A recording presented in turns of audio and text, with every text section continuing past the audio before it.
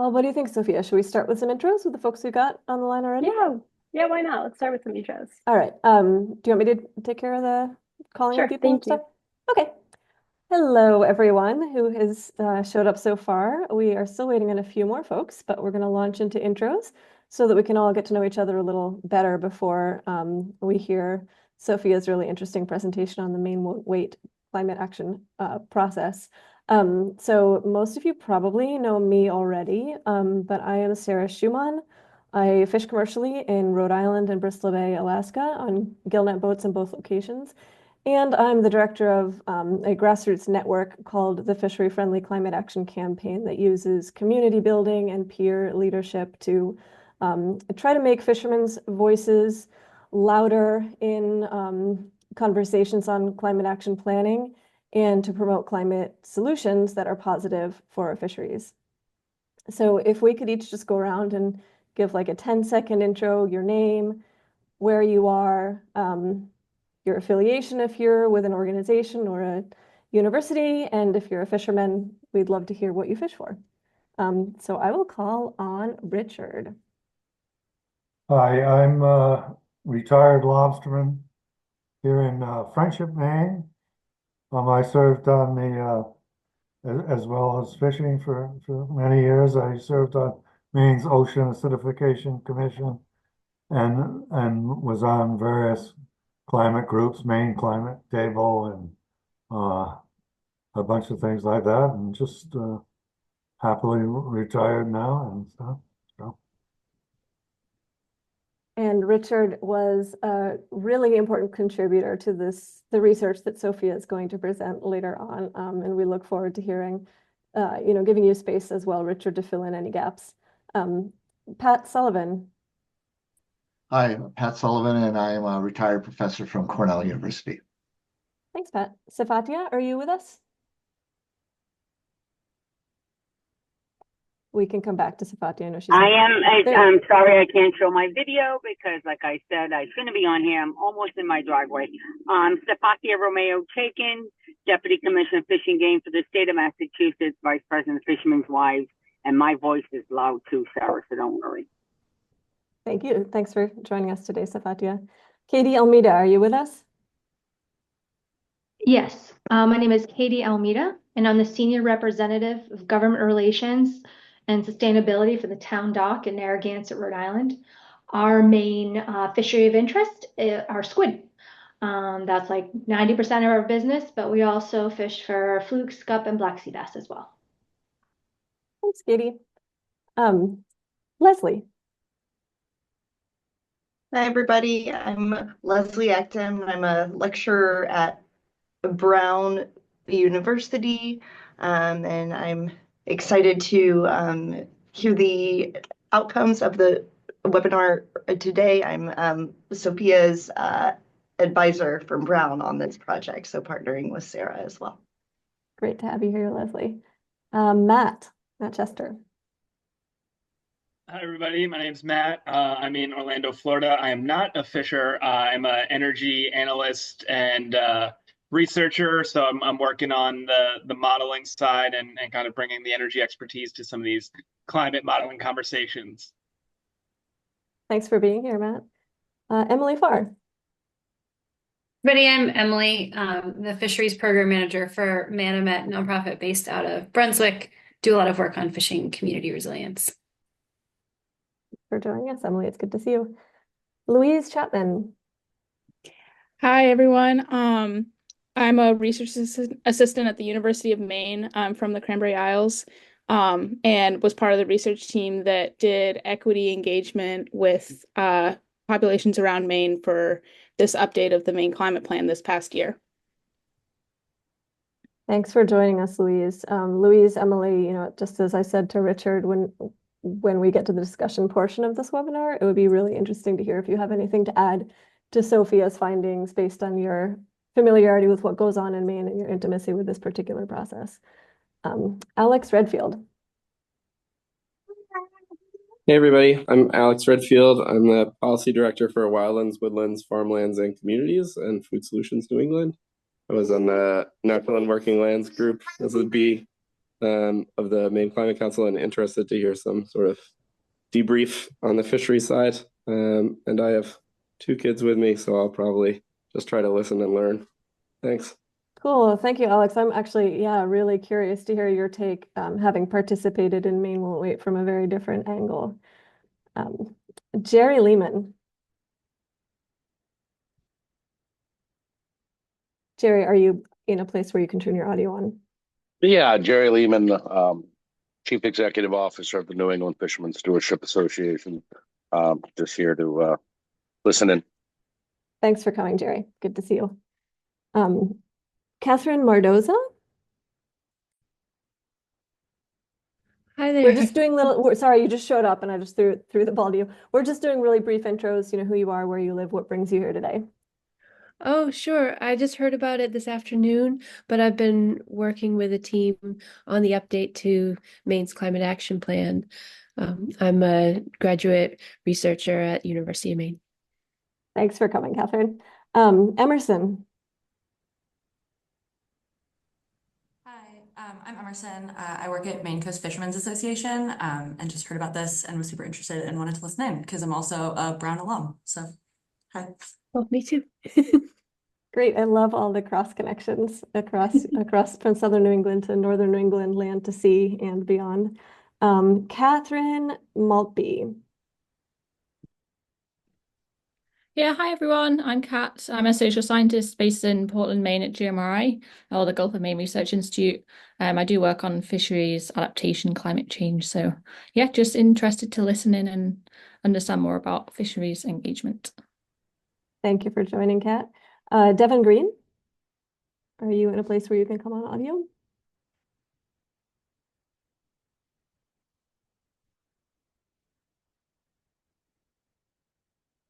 If not, let us know if you'd like to introduce yourself later. Is there anyone other than Sophia, I'm saving for last but not least, is there anyone else who was skipped in this round of intros who would like to introduce yourself? All right.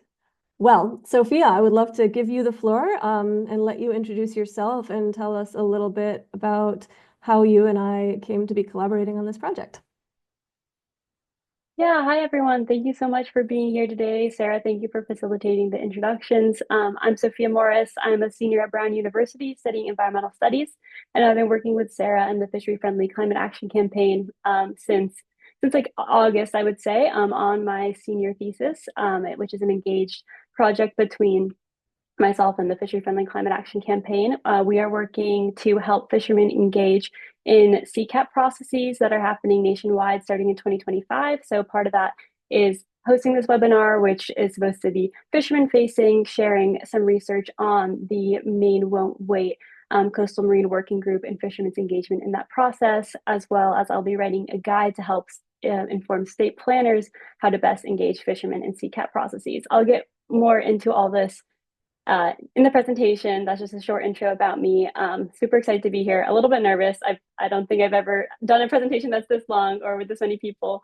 But yeah, so I'm really excited and just hope you guys find what I have gathered for this presentation interesting. And then I'll pass it back to Sarah for a brief reminder of what CCAPs are and the Climate Pollution Reduction Grant. Yeah, so off to you, Sarah. Great, Sophia, I'm so proud of the work we've done together in the last 4 months, and I'm really excited for this webinar. So I know that you're nervous. I would be too if I were you, but there's no reason to worry. We're all really excited to hear what you have to say. Before I get going into my brief recap of what the CCAPs are that will situate all of this Maine findings into a broader national context, I would like to ask one more person who just showed up to introduce themselves. It looks like he may be multitasking on another conversation, but Fred, we'll come back to you. We'll come back to Fred Matera because he's an important partner on this project as well. So I'm going to launch into a brief presentation once I figure out how to share my screen. All right. For those of you who showed up while we were doing the introductions, I will just say again that I am a fisherman in Maine, Rhode Island and Alaska. and the director of the Grassroots Fishery Friendly Climate Action Campaign, which is sort of a network-based initiative that includes participation from fishermen across Alaska, the West Coast, and New England, to try to carve out space to make our voices heard on climate issues in ways that support fishery-friendly climate solutions, which we define as things that will help get us to the internationally recognized goal of net zero carbon emissions by 2050, while also boosting the resilience of fisheries sustaining ecosystems and the communities that depend on them.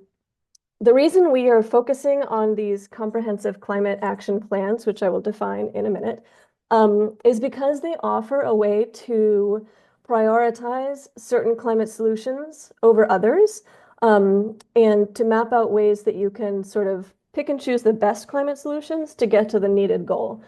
This infographic kind of describes the theory of change behind this work.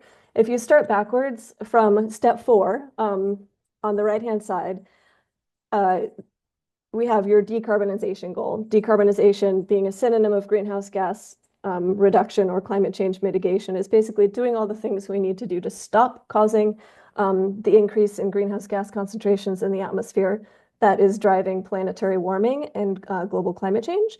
So internationally, nationally under the Biden administration, and in many US states, that goal is defined as net zero carbon emissions by 2050, but some states have different goals. Some states don't yet have a goal at all.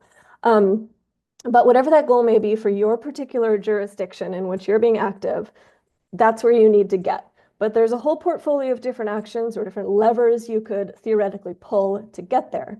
And so our goal with fishery-friendly climate action planning is to pool expertise from fishermen, fisheries scientists, and energy modeling types who understand the different ways that you can put together climate solutions to reach that goal, to define which climate solutions have negative impacts to fishery ecosystems, positive impacts to fishery ecosystems, or maybe no impact at all in fishery ecosystems, and then use modeling to figure out ways you can reach your decarbonization goal by relying more on those solutions that are positive for fishery ecosystems, minimally on solutions that are negative for fishery ecosystems, and then filling in the gaps with solutions that have no impact to fishery ecosystems. That's the basic premise of this work. And right now, this year, into 2025, we have a very unique, possibly once in a lifetime opportunity to put this theory of change into action within our states. And that's because under the Inflation Reduction Act, Congress created a program at the EPA called the Climate Pollution Reduction Grants, or CPRG program. And under this program, there have been multiple different phases, but the one we are interested in is called Comprehensive Climate Action Plans, or CCAPs. These awards were non-competitive, so any state who wanted one could just sign up and get one. 45 states took advantage of the offer, and there were also a number of awards made to metropolitan statistical areas and to tribes and territories. Maine, as you can see, is one of the states. In fact, all coastal states except Florida, so all states with a coastal fishing industry except Florida, are participating in the CPRG program funded by the EPA. The Comprehensive Climate Action Plan, or CCAP process, is kicking off in states, actually kicked off in most states earlier this year. It has to be complete in all states by December of next year, so about 1 year from now. And the EPA has outlined a certain sort of formula that all states have to follow in order to receive this funding. So states have to have a greenhouse gas reduction target. So most states already have this. Most coastal states have this. Some of them do not, like Alaska. States that don't have a greenhouse gas reduction target are going to have to create one as part of this process.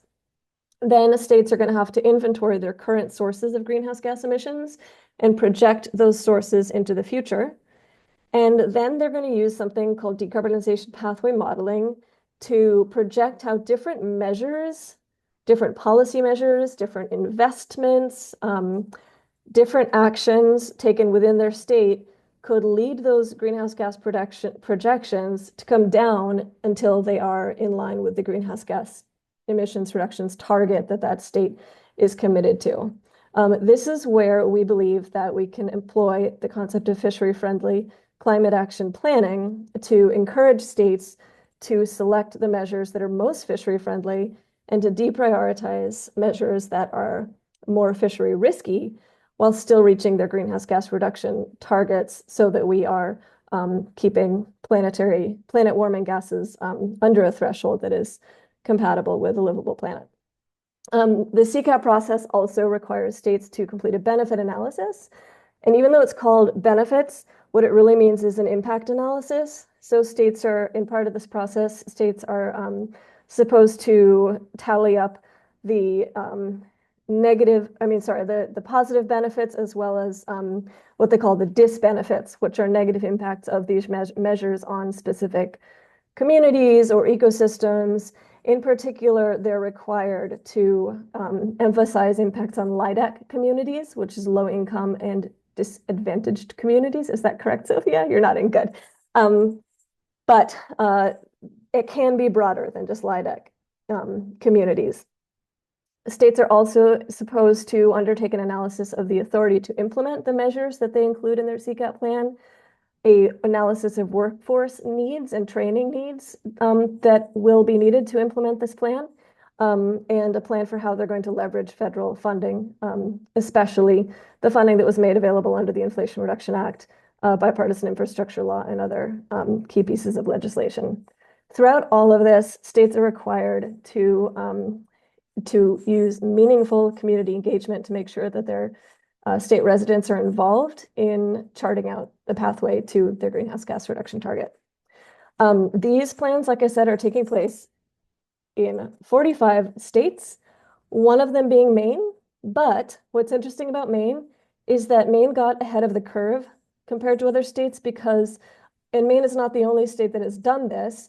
Some states, in addition to wanting to receive the EPA funding, also had existing on the books state-based legislative mandates requiring them to complete climate action plans on a certain timeline. So Maine, as Sophia is going to explain to us, has had a requirement on the books to complete an update to its 2020 Maine Won't Wait process, and that update had to be completed by the end of 2024. So while they accepted the funding from the EPA and used that funding to support that process, the process would have happened anyway. And because of that, they have been on an accelerated timeline. And what's interesting for the rest of us outside of Maine, I'm in Rhode Island, is that that gives us a really cool opportunity to use Maine as a crystal ball and to learn from what Maine did right and what Maine could have done better so that we can make sure that the rest of our states are doing it right when it comes to engaging the fishing industry in climate action planning and making sure that their climate action plans are as fishery friendly as possible. So with that, I'm going to hand it over to Sophia. Great. Thank you so much, Sarah. Let me just start screen sharing.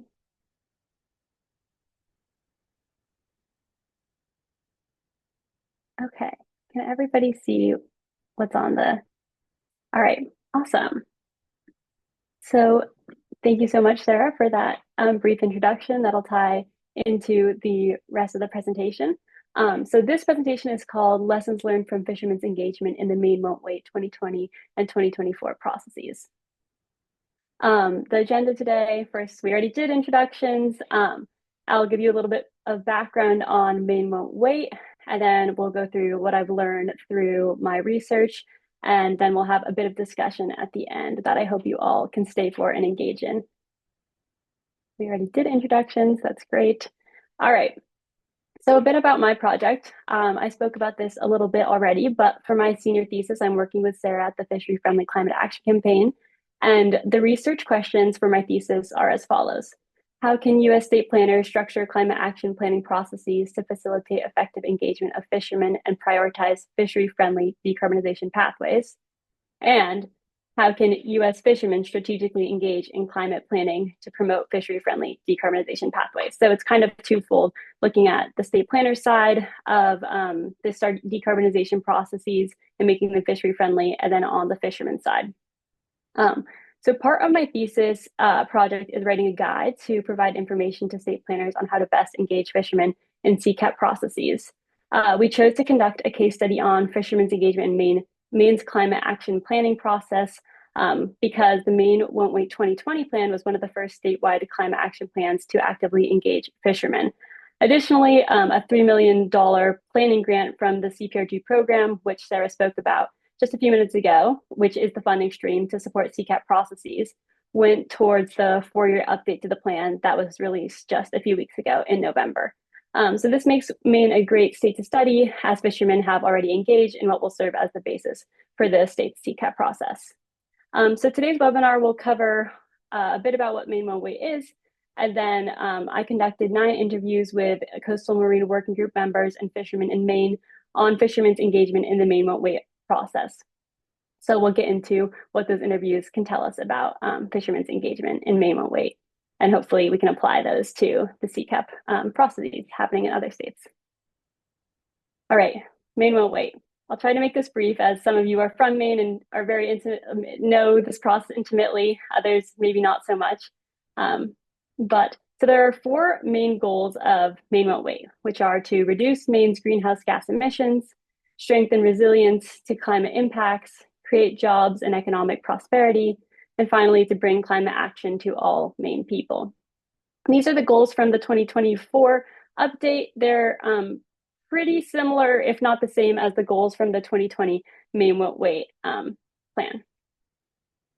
And then there are 8 strategies to achieve these goals. So first, embrace the future of transportation in Maine, modernize Maine's buildings, energy efficient, smart, and cost-effective homes and businesses, transition to clean energy, create jobs and grow Maine's economy through climate action, protect the environment and natural working lands and waters in Maine, build healthy and resilient communities, and engage with Maine people on climate action.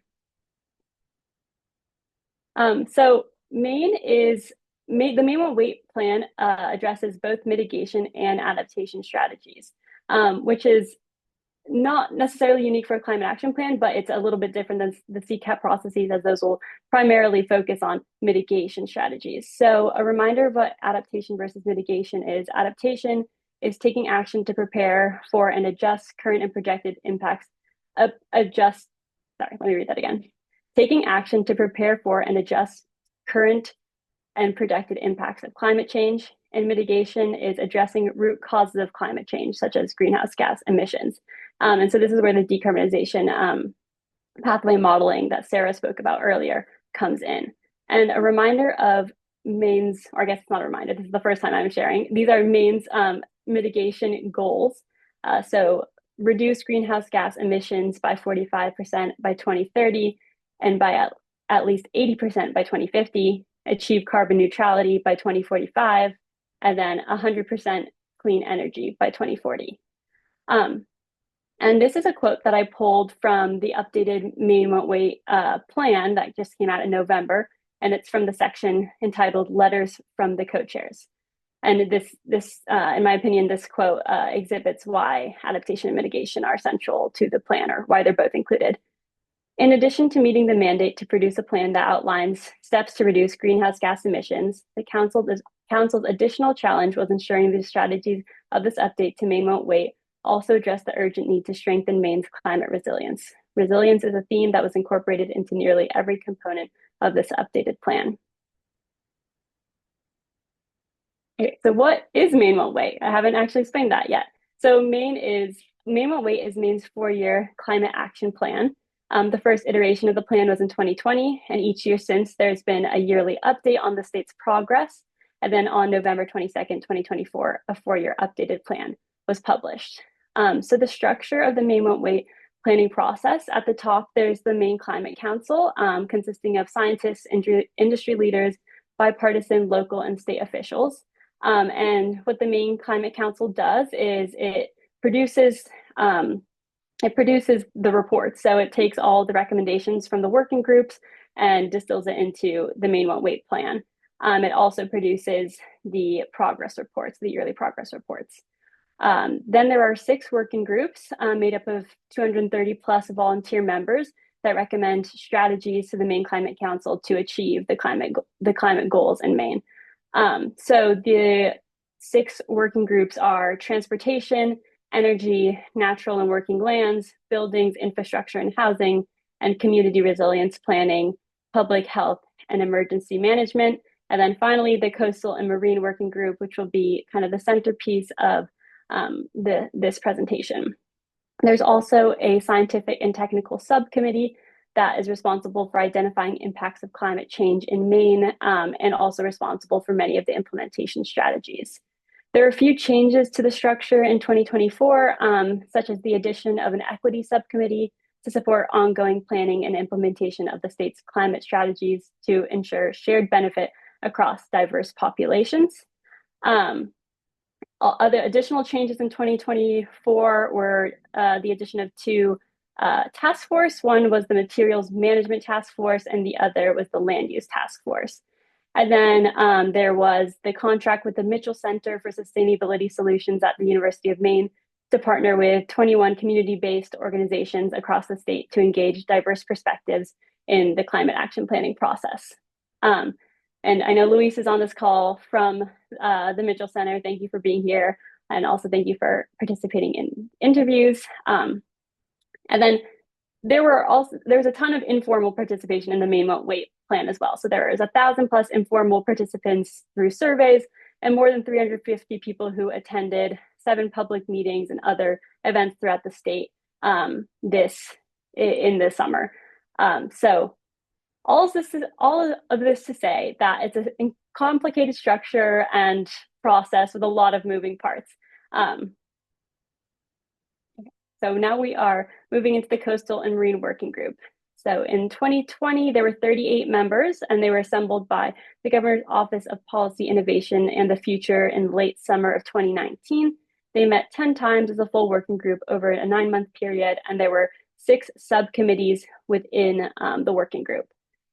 One important thing to note about the 2020 process was COVID happened like right at the beginning or middle-ish of the process, which greatly impacted the scope of outreach. And they made the Coastal Marine Working Group in 2020 published their report that was then sent to the Maine Climate Council in June. And then in 2024, there is a new Coastal Marine Working Group with 42 members, a lot of new members, and they met 8 times from October 2023 to May 2024. There were 4 subcommittees in this iteration. There was Fisheries and Aquaculture, Working Waterfronts and Infrastructure, Monitoring, and Coastal Habitats and Blue Carbon. They reviewed the language of the Maine Won't Wait 2020 plan, proposed edits, and then presented new recommendations on the coastal marine front. And they published a report in June 2024. I will send out my slides afterwards. There's links to all these reports if you're interested in looking, but they're also just available on the internet. All right, so now we're getting into the lessons learned. So first, I'll tell you a bit about my methods and process. I conducted 9 interviews from late October until early December with Coastal Marine Working Group members and fishermen who were not formally engaged in the Maine Won't Wait process. I then coded interviews to identify patterns, themes, and insights into fishermen's engagement in the Maine Won't Wait process. And I analyzed this coding to compile fisherman-facing and state planner-facing recommendations that can be then applied to CCAP processes. One caveat or disclaimer is that my research is not comprehensive of all working group members or fishermen's experiences with the Maine Won't Wait plan or Coastal Marine Working Group. This is just a small sample size that we hope can give valuable insights. Okay, so we'll start off with a question that I asked all fishermen, or no, not all fishermen, everybody that I interviewed at the start of the interview as the first question, which was, why is it important to have fishermen engaged in climate action planning? And I've highlighted 2 quotes that I thought were really enlightening, both coming from fishermen. So the first is, If something really hits the fan climate-wise, we are the ones, the fishermen and lobstermen, who will see their livelihoods disappear or drastically change. So why aren't we the ones engaged in this process to begin with? And that's from Richard Nelson, who's on this call. Thank you, Richard, for being here, who's a retired Maine lobsterman. And another quote that I've highlighted is from Kurt Brown of Ready Seafood, and who is also, Kurt was the co-chair of the 2024 Coastal and Marine Working Group. And Kurt said, "There are no more astute observers of what's going on out on the water than fishermen or harvesters. Every day, their livelihood revolves around making observations and making decisions based on those observations. It's science in real time. Including their observations and experience in this type of planning and in these conversations is a no-brainer, because they bring a very different perspective than, say, a scientist." So these two quotes I thought really encapsulated what a lot of my interviewees said about why it's important to have fishermen engaged in climate action planning. Additionally, fishermen are a huge part of Maine's economy and a heritage industry. Fishing communities are impacted by climate change and the efforts to mitigate climate change. And fishermen are recognized as a priority population in Maine by the Mitchell Center. And fishermen have experience and observation to contribute to these spaces. So now getting into what worked in the Maine Moat Weight and Coastal Marine Working Group. This is kind of combining the 2020 and 2024 processes. So I try to specify when it was a very time-specific theme that came up, but generally it's for both working groups or both iterations of the plan. So first, what worked? Fishermen, harvesters, or people with ties to the industry were represented on every level of the Maine Moat Weight plan, from informal and informal participation to the Coastal Marine Working Group and the Maine Climate Council. Another thing that was pointed out was that there's a history of collaboration between scientists and lobstermen in Maine, which meant there was less necessity for trust building between these two groups at the start of this process. So these formed relationships did a lot to help engage at least the lobstering community. It was having a fisherman as the co-chair of the 2024 working group was mentioned by almost all interviewees who are part of the Coastal Marine Working Group as a huge benefit to the group and the recommendations they made.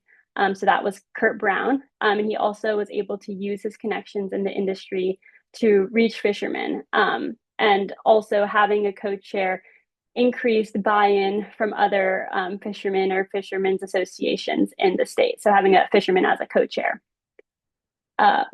Another from the 2024 working group, there was a lobsterman who presented on his experience as a fisherman, what it looks like to buy a boat, the costs associated with that, observations about changes in catch over the years, just things like that about his life experience. And that was mentioned in several interviews as a really impactful presentation that was valuable to non-fishermen members of the working group. All Coastal Marine Working Group meetings were public. Subcommittee meetings were not public, but the Coastal Marine Working Group meetings being public meant that if people had capacity or time to attend the meetings, they were able to. So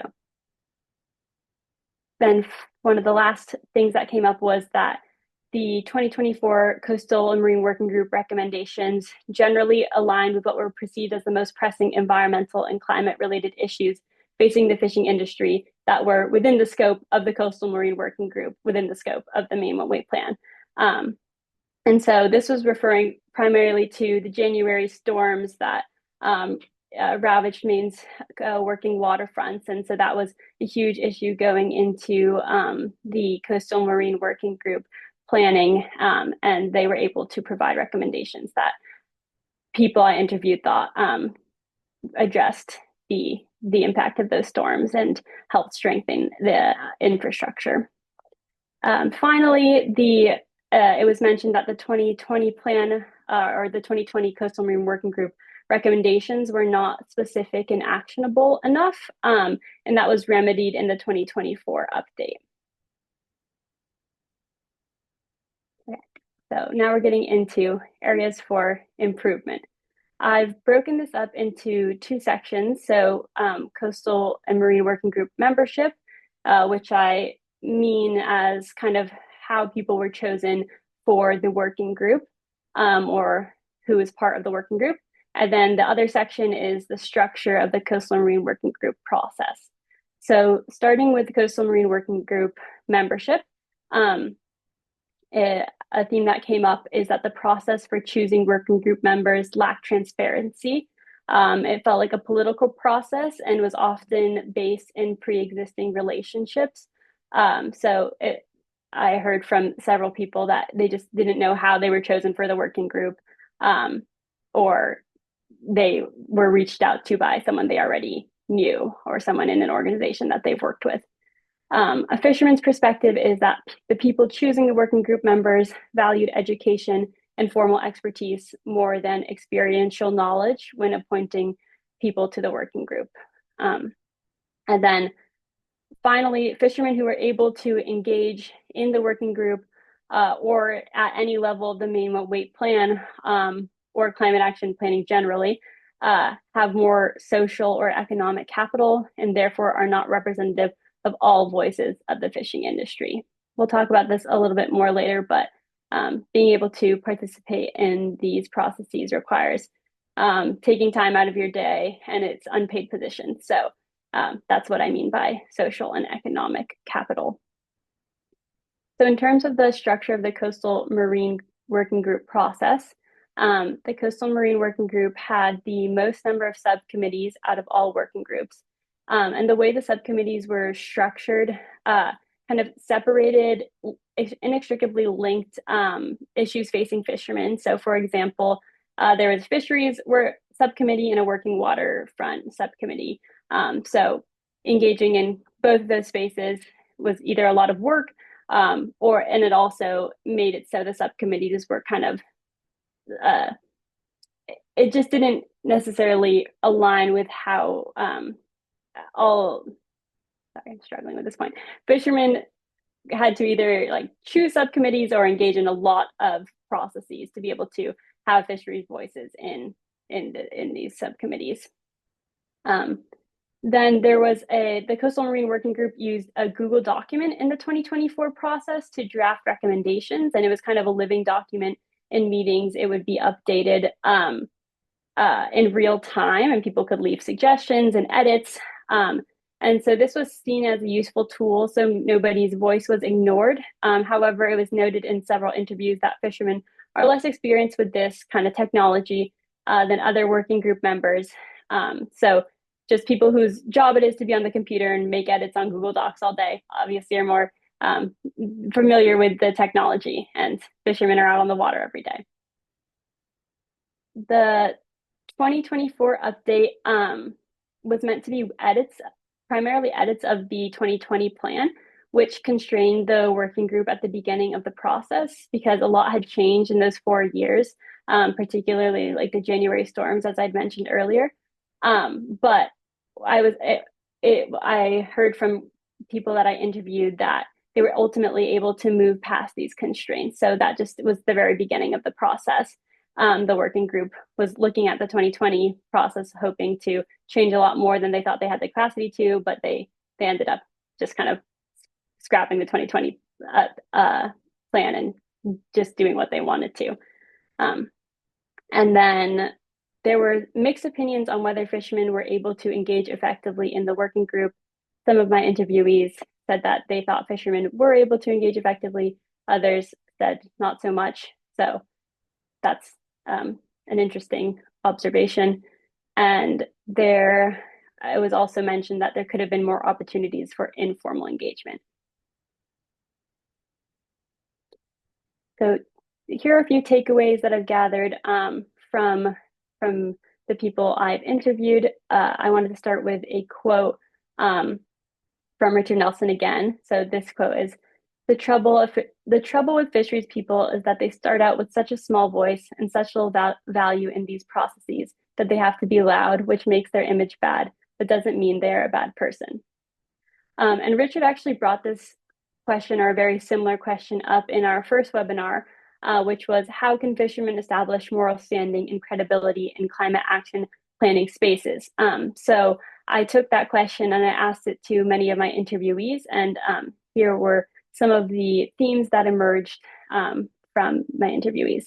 So first, the training and preparation prior to engagement on why fishermen are experts and what the industry's priorities are will make fishermen's engagement more effective.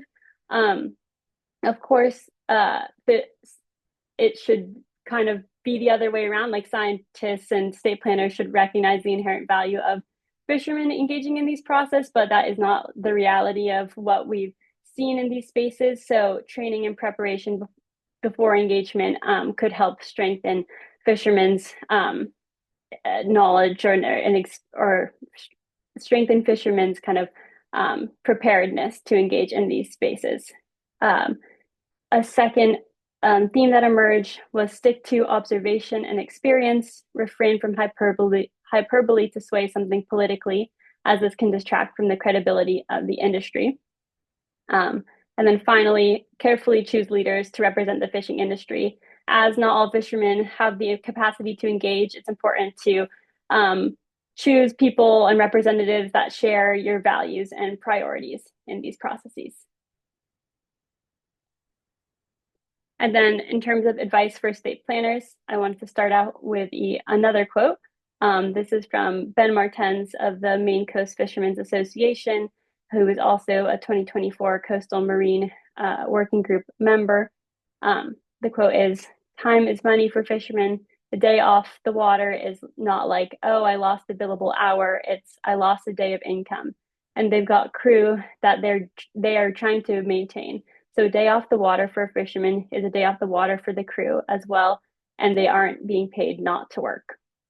This was kind of the biggest theme that came away from a lot of the interviews that I did in terms of when asking for advice for state planners and engaging fishermen in these processes, recognizing that participation is a sacrifice and that fishermen have less capacity to engage as they're not being paid to be part of these processes, and are oftentimes actually losing money by being at the table in these conversations rather than being on the water.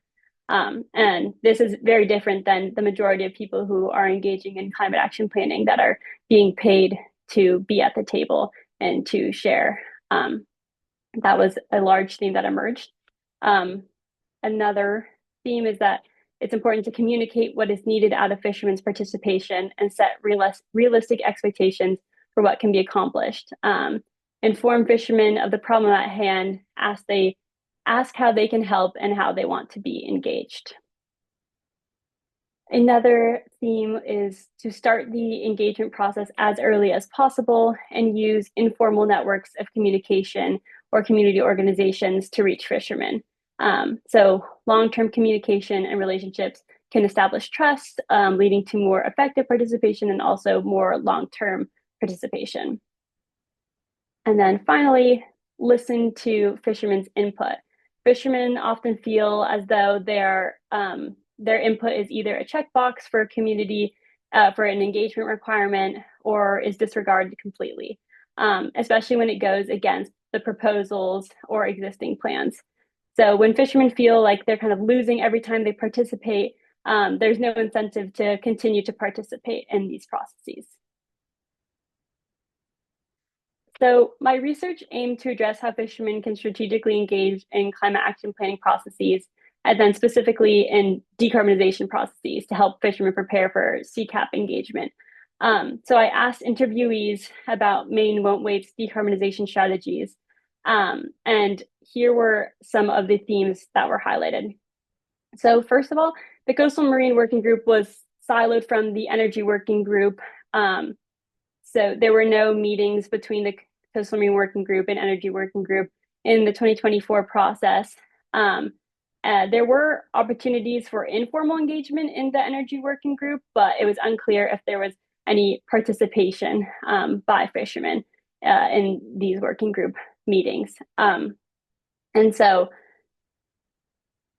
going off that point, offshore wind was one of the most pressing issues facing fishermen in this process. But beside offshore wind, decarbonization is not a huge concern, as there are so many immediate issues that need to be addressed in the fishing industry. So offshore wind was something that fishermen wanted to talk about in the Coastal Marine Working Group, but it also didn't really fit into the jurisdiction of the Coastal Marine Working Group.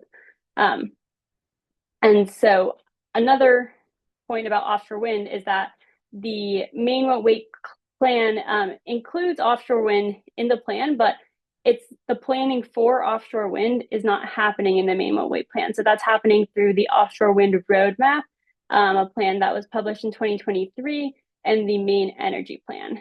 And so the Maine Offshore Wind Map is a stakeholder-driven comprehensive plan for Maine to realize the economic, energy, and climate benefits from offshore wind, including, that's the end of that quote. So this was happening outside of the Maine Won't Wait process. So it kind of went beyond the scope of my research, but there were fishermen and fishermen associations who were part of the offshore wind roadmap. It is interesting, though, that the offshore wind is happening as this kind of separate process, whereas a lot of heat pumps and EVs and things like that are happening in the Maine Won't Wait plan. So a fisherman's perspective is that Maine did not do enough decarbonization pathway modeling, particularly for offshore wind and its impact on marine ecosystems. Another theme that was highlighted in my interviews is that there is a discrepancy between the power of the state and the power of fishermen that makes decarbonization, particularly offshore wind, contentious. So fishermen and their catch can be regulated at any moment, whereas the state can make decisions that are harmful to fisheries with very little consideration of the impacts and no consequences for the state.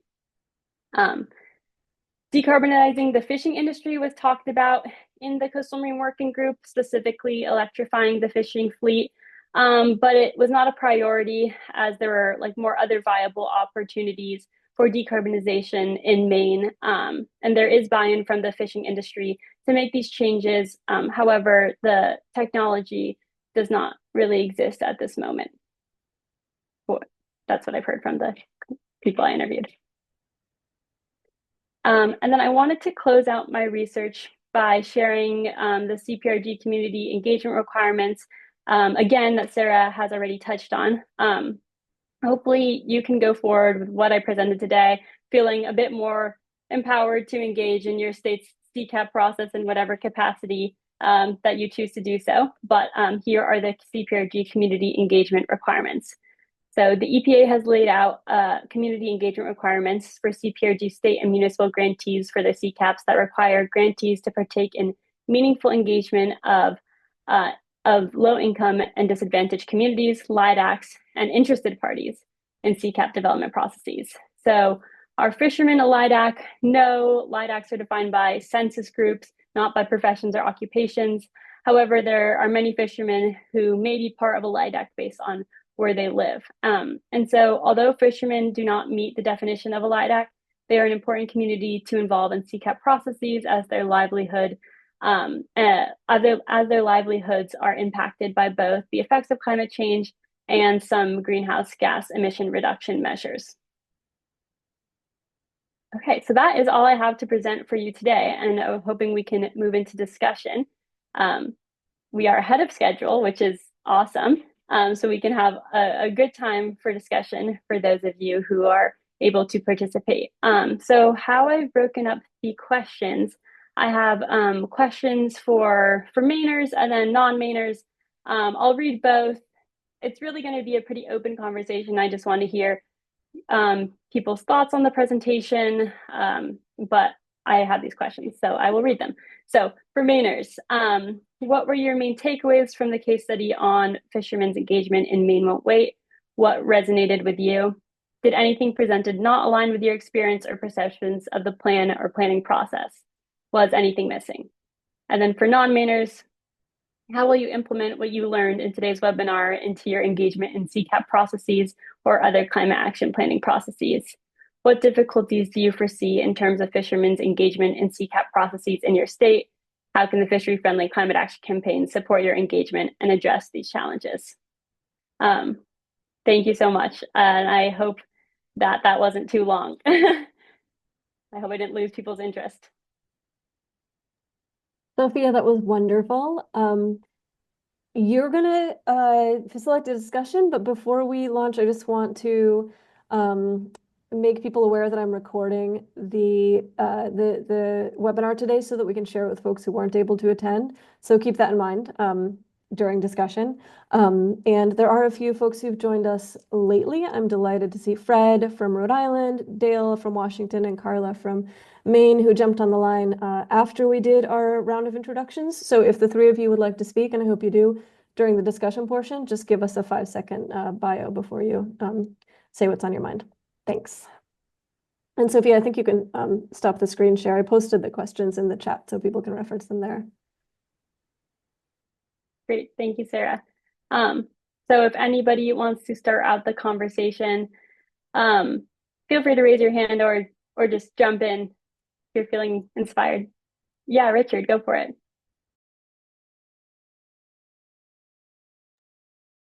Yes, on the thing of my experience different from what you described, I was I'm a little bit jaded because I put so much energy into the forerunning things that ran into the creation of that Maine Climate Council. I think it started a lot with being based on the Ocean Acidification Commission that I was on, which was a really good formation and really worked with different people, science and real fishermen, and aquaculture people, and I described it of all being in the boat, all rowing together and all pushing towards the same thing, and it really worked. And we put a lot of energy into creating this process. A lot of the people that were on that commission and later that worked in ocean acidification groups and things did some of the work on writing the bill that created this thing and all that. So I had a really good background, but I was extremely disappointed when they formulated this whole working groups and the whole commission itself, that they handed it out. They had a couple of people there, college degrees, doctoral things, and they pick out people, and it was like picking out things solely on credentials. They didn't pick people out, and they ended up. And you say there's fishermen on there, but there was not a single full-time fisherman on that group who earned their living from fishing. Now, in my mind, as a fisherman, I've got totally 100% respect for people like Patrice McCarron, who's the head of the Maine Lobstermen's Association, executive director.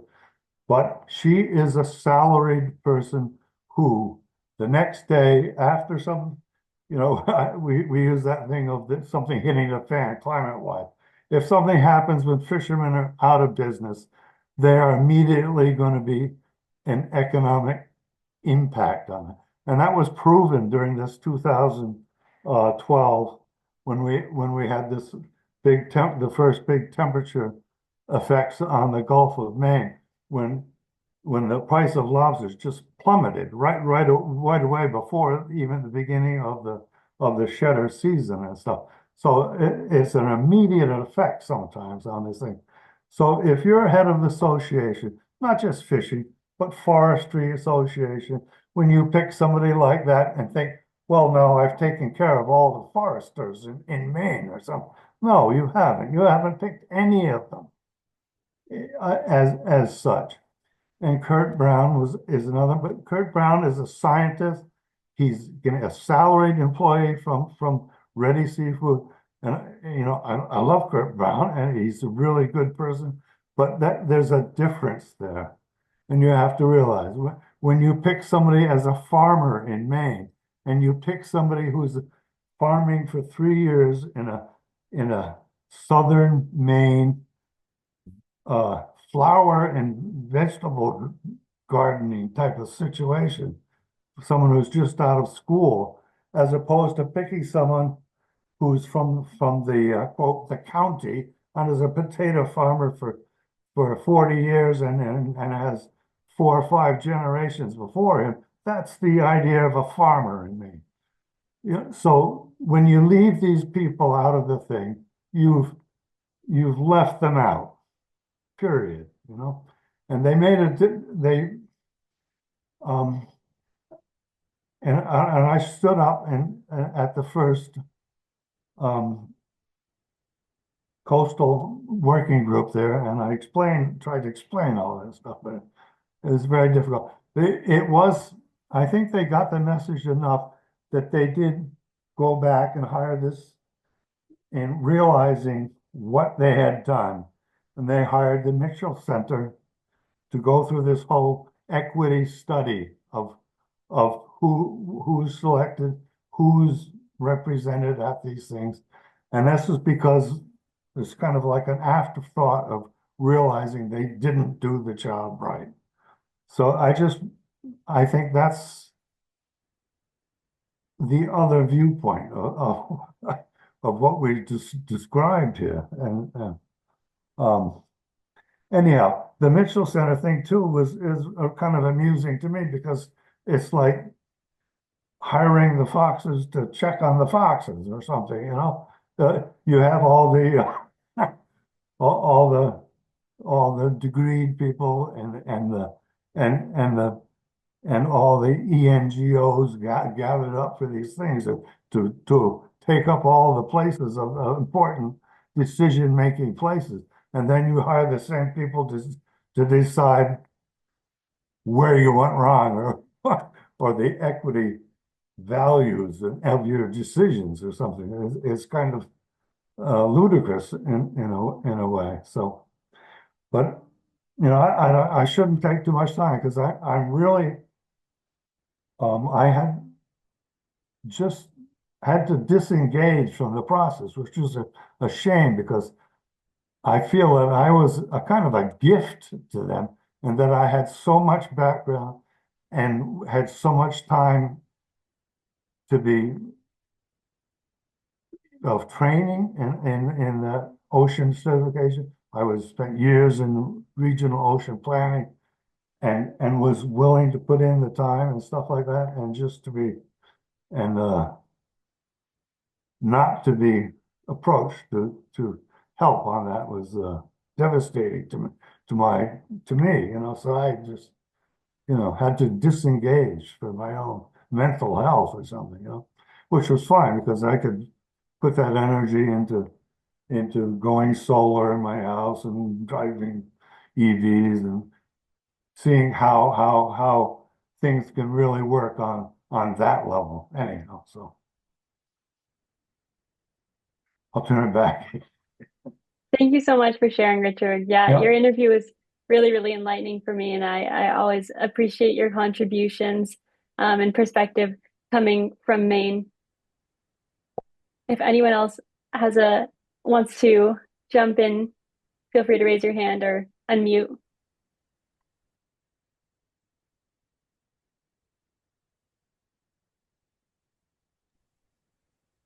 I guess I don't have a lot to add on, but thank you so much for that perspective, Richard. That was really insightful. And totally understand where you're coming from. From the perspective of working with the Mitchell Center on this, another big challenge that we had was just with the timing of it all. A lot of the engagement, like we had a year to do engagements and hold events where you could hear from people. And a lot of the time that we were able to do that was during the summer, like from June to September or so. So at least in the lobstering industry, which I'm more familiar with personally, but I'm sure in other industries too, that's like people are working crazy hours. They don't have time to go to events and provide their feedback. So yeah, that was just an added layer to the challenges that we had in connecting with the fishing industry. Thank you, Luis. Alex, go for it. Sure, really quick, just wanted to underscore how separating the climate planning process by sector really led to some missed opportunities for cross-sector pollination. So hearing that the coastal group didn't really intersect in any structured way with the energy group feels like a real, I don't know, something to avoid in future processes. I felt the same way with the ag and land related groups not connecting with transportation and housing sectors. So the more opportunity there is for this sort of integrated planning, the better. Yeah, thanks. Thank you, Alex. Jerry, your hand was raised. Are you still interested in sharing? Yeah, can you hear me? The question is, out of the engagement in the last year, I hear you say, talking to Mr. Nelson and everybody else, but how many actually from the fishing body, as far as groundfish, multi-species, gill netters, clammers? I mean, how much engagement did you have on that spectrum? In terms of the actual working group, there was Kurt, and then there was Chuck Bennett, who's a lobsterman, and then there was informal participation from several different types of fishermen. I'm not exactly sure the exact types, but yeah, Kurt had said that he'd reached out to several different types of fishermen at the beginning of the process to join the working group, but they said they couldn't be part of the working group because they didn't have enough capacity in their time. So I think it was primarily lobstermen on the coastal marine working group, and then fisheries association representatives. So it's easy to say that. I mean, I see you took a quote from Ben Martin, so I take it he was already put into this as well. I'm just curious about, I mean, to Mr. Nelson's part about, getting participation from active participants, multi-generational fishermen here in our state. Our groundfish fleet is an all-time low effort. Tracking a member of the groundfish fleet is, I think you can pick from 10 of us for the most part. I'm just curious of why they weren't brought to the table a little more push to be brought to the table for these climate action groups. I mean, I think the biggest part of the offshore wind conversation is the cabling still has to go somewhere from these offshore wind sites, which will directly impact the inshore fishery. And a lot of this is not only the displacement by the way we manage our fisheries, but the effects coming from these programs and projects that are being developed go without proper scoping with knowledgeable people. And I mean, as far as I have been all around the New England region to every workshop and council committee there ever was, there seems to be a lack of that participation at a massive level. And I'll just leave it at that. Thanks. Yes, thank you, Jerry. Yeah, I can't speak to why ground fishermen weren't included in the process, but thank you for your observations, and I definitely agree with your point that there should be more active engagement of that community, particularly with the issue of offshore wind. The offshore wind roadmap might be of interest to you to see the fishermen who engaged in that process. I read it, but I can't tell you exactly who engaged. So that would be interesting to look at.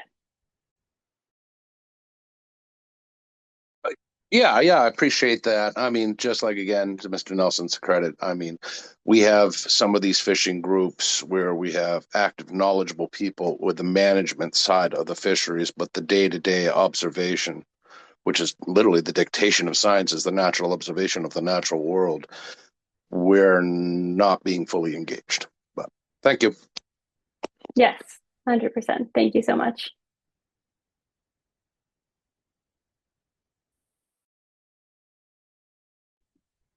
Go for it, Patrick. Yeah, I might as well put out something from the other side. So, I'm a scientist. I was on the New England Fisheries Management Council for 22 years now. I'm on the North Pacific one after retirement. And engagement is really important for me and for my colleagues. And so the hurdles that are created, I certainly understand, taking time out from your work to do something, an engagement like this. So right now I'm working on scallop, scup, and monkfish, and we just had 2 engagements with monkfish and scup fishermen. That was really successful, and hopefully have one coming up with scallop, and certainly get a lot of participation in all of those. But I understand the restrictions. So sometimes what we do from our side is really try to organize the meetings so that they occur when fishing doesn't occur, right? So at least one's not foregoing, the value associated with being on the water.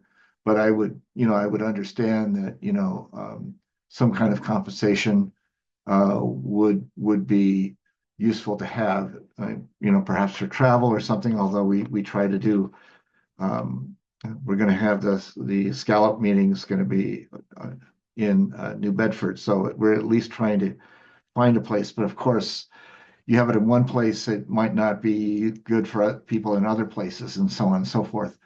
So it would be nice to hear, brainstorm a little bit about how to make that work better. I mean, one way would be to provide some kind of financial incentive, or at least compensation for something. If that were to take place, one would have to sort of figure out what the appropriate amount would be, and then again, who would be invited, right? So it's a two-part thing, but I'd like to hear more if anybody actually has ideas of actually what works. I've outlined a few of the things that work for us, but of course they're still expecting some kind of volunteer participation. And these meetings that we're having is like a one-day meeting or a half-day meeting or something like that, as opposed to a commitment over a long time period. So I'd be interested in hearing what folks might think would be an appropriate way to manage this. Thanks. Yeah, Richard, go for it.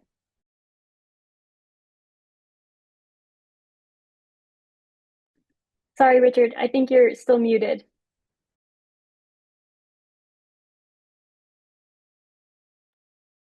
People like myself and definitely like Jerry's group of fishermen are certainly coming more and more to the realization that they have to engage to a certain degree, especially, I mean, I'm retired now, I don't have to, but more and more of these things come up that you realize you're going to have to give up some time and engage and stuff. So that's one aspect of it. But there's also this whole aspect of from both sides fearing from the fisherman himself, oh, I don't have the resources and the knowledge to really engage and pass on my knowledge and be taken seriously. And from the other side, well, they're only fishermen and stuff. But this whatever the fisherman brings, they should be allowed to, and perhaps given a little training and encouragement that, for example, when I worked on that acidification commission there, you don't have to, each person has their strength. The scientists have their strength. They're able to put things into words and write the papers and things. There are people who, that was a legislative committee, so there's 2 or 3 clerks that work there who do research for you, who write things for you. So as a fisherman, you can expound on what's going on out on the water and what's important to you, what's important to your community and stuff. But you don't necessarily have to have all the resources and knowledge to be able to put that into writing and put that into effect. There are other people who are willing to work with you and are paid to work with you and to paid to do some of that stuff. So that's not realized ahead of time sometimes. So we have all these different people and from different backgrounds, and they all have different strengths. Should be the beauty of this whole thing, and of putting together different aspects of it, and just be able to see that and train people sort of, not, I don't know, training is a bad word, but just to go through and say, this is how we're going to work together, and it's going to, we expect so much from you, but we don't expect too much from you, each of you.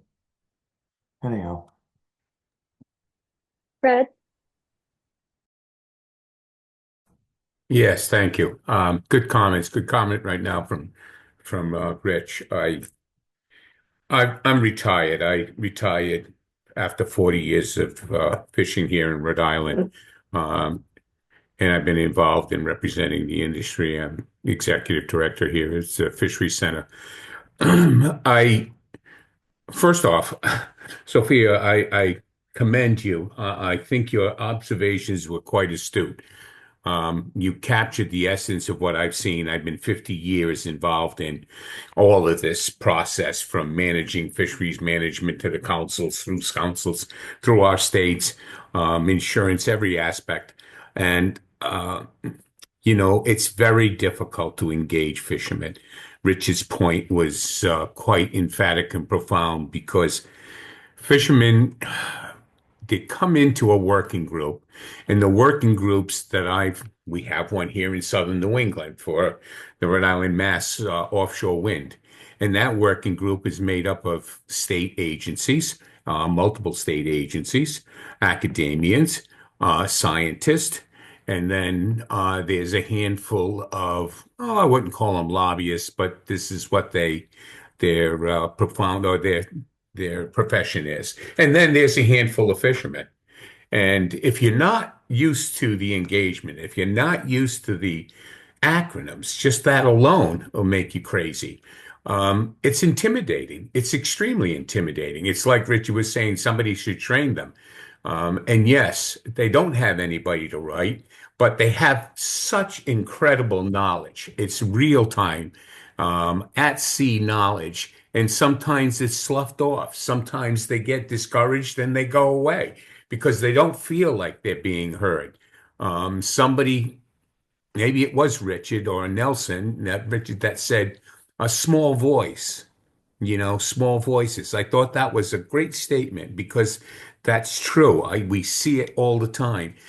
Someone's not but he used to speaking. He doesn't articulate that well, but he has something on his mind and he wants to express it.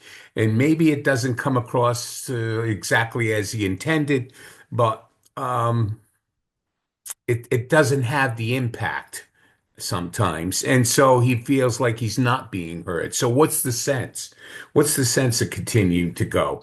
As far as remuneration, we have, because we've been in this game now for a while, I've even gotten offshore wind developers now to provide stipends. If they have conversations with fishermen, they reach out to us at the center, and they've appropriated funds to us and rewrite checks out for those fishermen, depending on, how far they traveled, how long they attended the meeting for.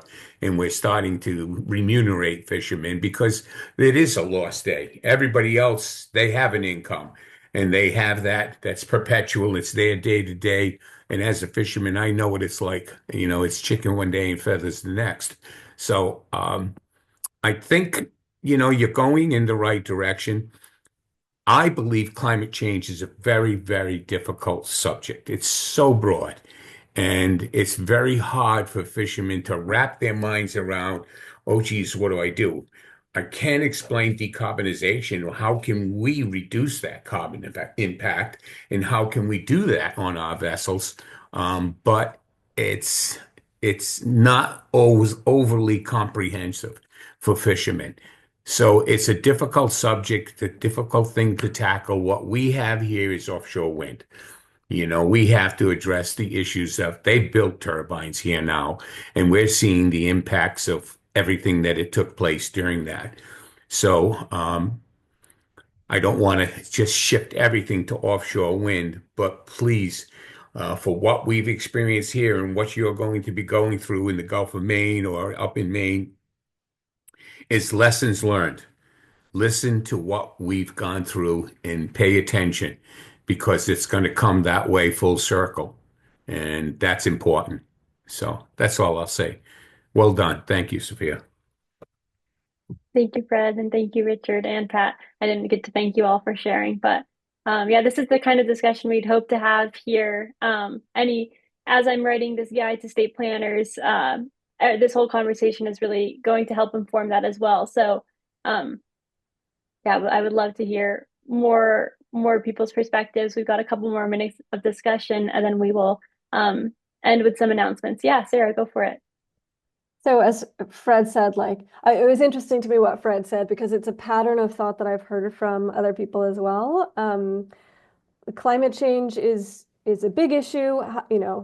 I'm not quite clear what my role is in it or, why it's worth my time to focus on, because what I'm really concerned about right now is offshore wind. And it's like, to me, that's it's a little bit of a contradiction. Like, offshore wind is decarbonization. It's not something separate or distinct from climate change. It is, yes, some people are motivated for reasons that have to do with jobs, profit, economic development, but at the heart of it, the reason society as a whole is making such a big push on that technology is to combat climate change. And we can't, ignore that fact. To me, what drew me in particular to this kind of CCAP process, the Comprehensive Climate Action Plans that the EPA is funding in the states, is that these are conversations that should have happened in some of our states 10 years ago. I mean, everything climate action related should have happened, 50 years ago. Okay, we're behind the eight ball in every single way on this issue. But we should have had the conversation in Southern New England 10 years ago on what are all of the tools in the toolbox available out there to help us get our economy from where it is right now with the emissions it has right now to where we know it needs to get, which is, net zero by mid-century. Sure, we've got, great wind resource off our shores. We could use that. We've got a solar resource in our skies, that hits our rooftops, that hits, the median strips on our highways, it hits our parking lots. We could use that. We have farmlands, we have forests, we have, every other kind of potential here that we do. So how are we going to be selective about those opportunities? And how are we going to weigh both the benefits and the costs socially, equity-wise, environmentally of each one of those tools in the toolbox so that we are being selective and intentional about choosing the ones that are most compatible with our non-climate goals, the things we care about. We're the ocean state. We care. Our identity, our economy, our food system, everything is dependent on the ocean and on Narragansett Bay, for example. That's not the only thing we care about, but it's one big thing. And for us in this webinar, in this room here today, it's the biggest. And yet we are pursuing an energy strategy, a climate mitigation strategy that many of us feel puts that in jeopardy. It is not too late to question that through these processes in many states. It's certainly challenging in Southern New England where the horses left the barn on offshore wind. But in other states, we're at a bit of a critical juncture on offshore wind, both due to economic trends in the offshore wind industry, due to political trends in the incoming administration, and its attitude towards offshore wind. So I don't think it's too late to ask these questions. What is striking to me from Sophia's presentation is that offshore wind was not included in Maine's climate action process. Instead, it seems to me, based on what I heard from you today, Sophia, is that it was treated as a foregone conclusion, and the questions that were open to the public and open to the fishing industry to engage in were things like, when, where, how do you want to be compensated or mitigated for resulting impacts, as opposed to how much of this do we really need? What are the costs of decarbonizing this way versus decarbonizing via other pathways that are also available to this state? That's the analysis that I think we need to be engaging in, and that we as fishermen who are dependent on ocean ecosystems need to be demanding, and not alone, because as we've heard throughout our presentation and the discussion today, often our voices alone don't carry the weight that they should. We need to be engaging in those conversations and demanding those analyses along with our partners from the conservation and the scientific communities, which is why we've invited those partners to be on webinars like this one, and webinars in the future that we'll have on these topics. So I just wanted to put that out there as a direction for this work moving forward, and to see if other people in Maine or outside Maine had thoughts on that particular topic. Thank you so much, Sarah.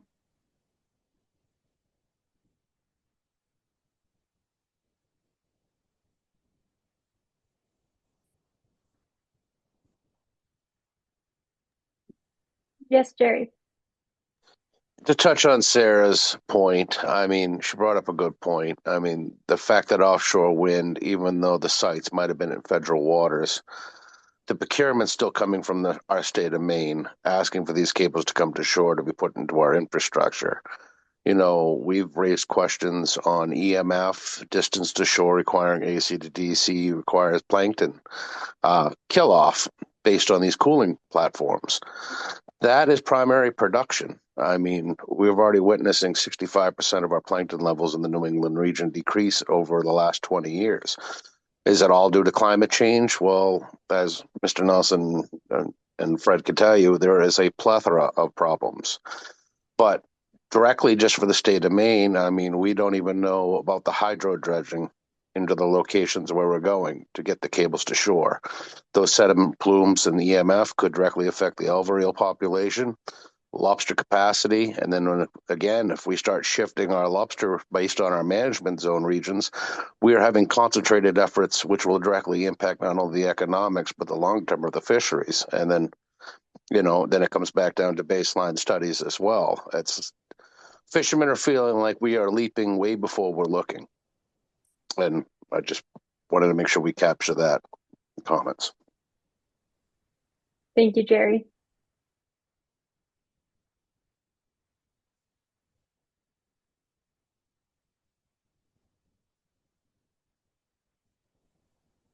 All right, we are nearing the end of the time. Oh, Fred, well, this will be our last comment. I liked what Jerry was saying, and something else to reflect on, because the export cables, which he's correct, are going to go into land. We're witnessing now that there's a displacement and there's a grave concern. A lot of the concern is from mobile gear fishermen, because what happens is in that process, they use plows, they use these boulder removers, and then they move all of these boulders. Well, these boulders then for mobile gear fishermen become hangs, something that you can snag, tear your nets up, break cables, and actually can get so dangerous that you could injure or kill a person on a vessel when you hang up. There was a vessel in 2005 that hung one of its dredges, and it actually capsized, and 5 of the 6 individuals lost their lives. So that's going to start to happen. We had discussions today with the UK fishermen talking about what have they done to address boulders in their areas, in the boulder remover. Do we create these? Do we collect them on a vessel and create a new habitat with a cluster of rocks? Do we keep it right in that same glacial terrain? Or do we put it in sandy bottoms? I mean, so there's a lot of questions about that. What I do want to emphasize is we have some fixed gear fishermen that are lobstermen. These lobstermen have done this for decades, some of them 40 to 50 years that they've been there. These guys are so good at where they lay their traps. If I gave you 200 pots to go out and fish right in that area. You'd be lucky to catch 10 lobsters. You give these guys 20 pots and they'll go out and catch 100 lobsters because they have it down pat. They know exactly where to put their gear. Now you come in with these plows and these dredges and everything else and lay the cable. You have disrupted that terrain, that area on those fixed gear fishermen, those lobstermen, and they may never be able to harvest the lobsters that they had before. It may take decades for that to recover. So just something to keep in mind for your fishery here there in Maine, for those Maine fishermen that are fixed gear fishermen. That's another aspect that you should be considering to address in the future. Thank you, Fred. And any final comments? This has been a wonderful discussion. I really, really appreciate you all coming to the webinar and then also engaging so actively. Yeah, Richard, go for it. Well, we talk a lot of the negative aspects from the fisheries side and stuff, but I myself, speaking for myself and seeing what's going on out there in the water for all these years, we do realize that climate change is a problem. And as what Sarah was leading to is that we do have to make decisions and we do have to do all this stuff. But it makes it even more important to engage people truthfully and hold on to what you've stated ahead of time and be truthful about it and stand behind the process. So, what I'm saying is, you don't go in there and say, well, we're going to engage all stakeholders. They're all going to participate. They're all going to be involved in the decision-making process, and then turn around and not do that. People have a hard time coming back and taking you seriously again. And this has happened so many times with the fishing industry. So you've got to engage people correctly from the start. And you've got to engage people like Matt here, who's going to do those studies to find out where is this wind industry heading, or how does it really fit in? And it's not just that somebody has economic benefits from this particular direction or not. We want to know truthfully what is the financial outlook of engaging wind as opposed to some other thing, and just to be upfront about it ahead of time. So this is what we're looking for. We're looking for is to engage us, to be truthful about it, to stand behind the words that all these studies have shown about community engagement, about climate equity, and about blah, blah, blah. We've all heard all this stuff, but we rarely and seldom seen it put into effect so that it's a working part of the processes that we're trying to engage in. And that's what we have to do. We've got to say, yes, we all need this climate work. We all want to engage. We want everybody else to engage, and we have to make this work somehow. That's all. Thank you, Richard. That was an excellent note to leave the webinar on. I really, really appreciate everybody's participation today. Sarah, would you like to share the announcements? Sure. I just posted some announcements in the chat. There are two non-Maine state CCAP or comprehensive climate action planning meetings happening in other states. There's one in New Hampshire that is actually starting right this second, which I'm going to jump onto. And then there's one in Massachusetts. So Sofia, I'm looking at you, on the 17th. So these are both, I'm going to attend all of them, and I will share notes with everyone I know in the fishing industry in those particular states. And then Rhode Island is slated tentatively to have a kickoff event for its CCAP process, which is called the 2025 Climate Action Strategy, on January 9th. So these are happening around the country. We're all in a really privileged position because we've had the opportunity to learn from Maine. Maine, we thank you for being guinea pigs for the benefit of the rest of us. Please, any more lessons learned, any more advice that you guys up in Maine have for the rest of us, we would really love to hear it. I know there's also a bunch of folks on this call who didn't speak during the discussion period and who didn't participate in Sophia's interviews. But I think I can speak for Sofia and say that she'd be really interested in hearing from you. So her email is in the chat too, and you can let her know any thoughts or reflections you have based on this webinar or based on your own participation in Maine Won't Wait. Thank you all so much. Feel free to email me. My email's in the chat, as Sarah said. I really appreciate you all coming out today, and I hope you have a great rest of your evening. Happy holidays. Thank you, Sofia. And if everyone can join me in giving Sofia a round of virtual applause with your voice or your emojis, we really appreciate what you've done today. Thank you. Thank you so much.